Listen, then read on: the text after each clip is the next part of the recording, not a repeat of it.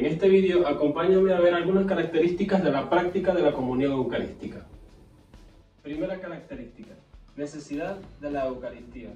Aunque es el modo exceso de divinización para nosotros los hombres y para la humanidad y todos los fieles cristianos, el bautismo es altamente necesario para la salvación. No como la Eucaristía, que no es necesaria para la salvación, pero como lo dice el magisterio de la Iglesia, sí es altamente recomendable para nuestra unión con Cristo, aunque en esta se pueden recibir los efectos in voto, es decir, de promesa. Segunda característica: el sujeto de la comunión. En este apartado, del bautismo y la comunión eclesial se ordenan a la Eucaristía. La Eucaristía es un sacramento de vivos, requiere de ausencia de pecado grave. También debe tener en cuenta la edad y uso de razón. La persona debe tener conciencia de qué y a quién va a recibir, cosa que en la Iglesia oriental no se aplica. Por otro lado, está el estado de gracia, porque la Eucaristía borra los pecados veniales, preserva y previene de los mortales. Por último, está el ayuno eucarístico, que en años anteriores se plasmaba tener el ayuno una noche antes del día anterior.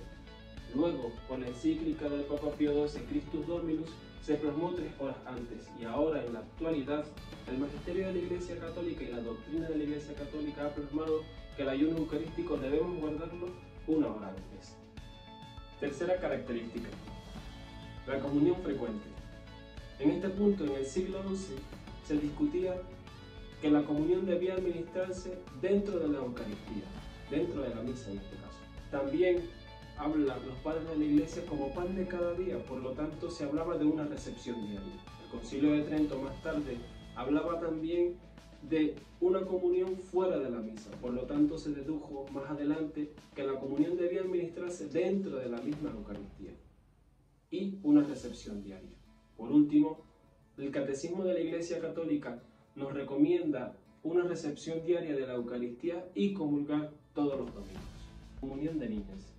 En esta característica se hace referencia a la primera comunión de los niños, y la Iglesia establece una edad de discreción en el Cuarto Concilio de Letrán.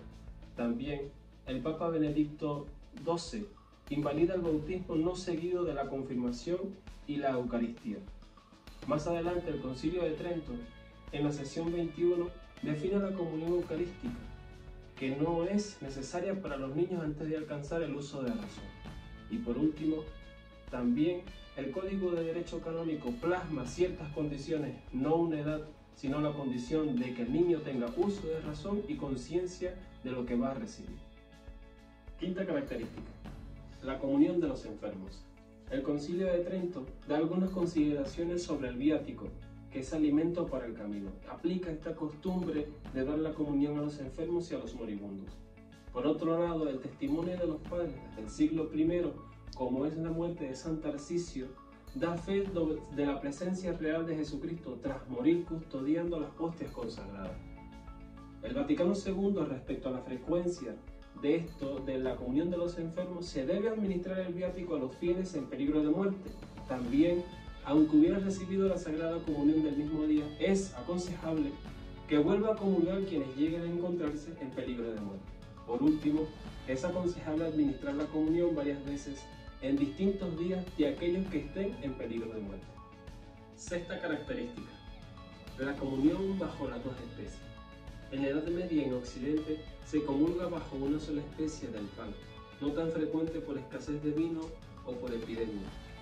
Luego el Concilio de Constanza, en la sesión 12, condena este error de comulgar bajo las 2 especies, tilde que luego Lutero se volcará para ir en contra de esta posición.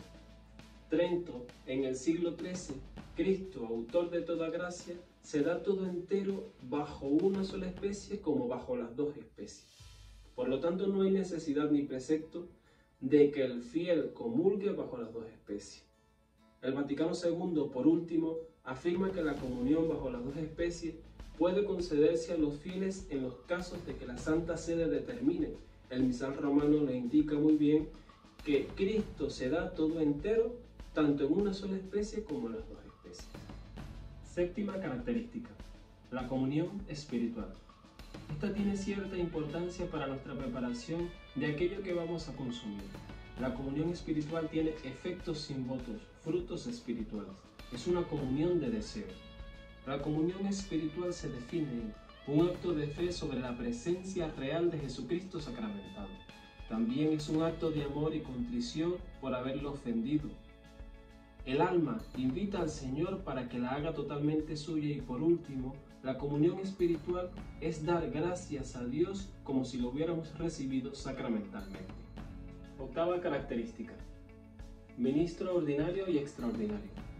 Los ministros ordinarios de la comunión, como ya lo sabemos, es obispos, sacerdotes y diáconos. Y los ministros extraordinarios es el acólito u otro fiel designado según el canon de derecho canónico 2303.